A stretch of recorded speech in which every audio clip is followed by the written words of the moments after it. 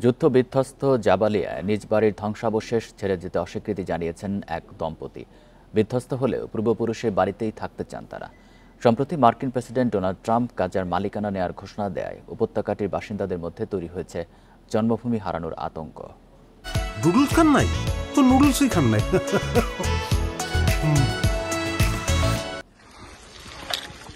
এটি গাজার জাবালিয়া অঞ্চল।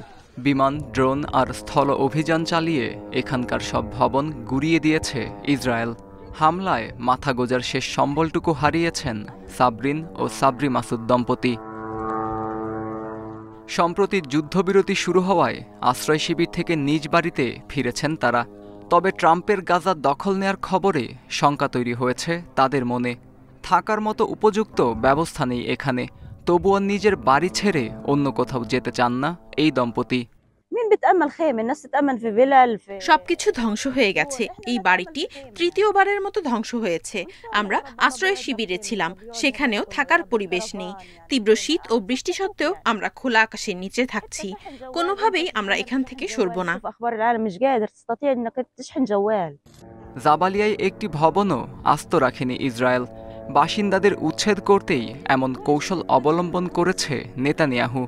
তবে এত সংকটেও মনোবল হারাচ্ছে না এখানকার স্থানীয়রা। বাসিন্দারা খুব ভয়ে আছে, তারা যুদ্ধের পুনরাবৃত্তির আশঙ্কা করছে। আমাদের হারানোর কিছু নেই।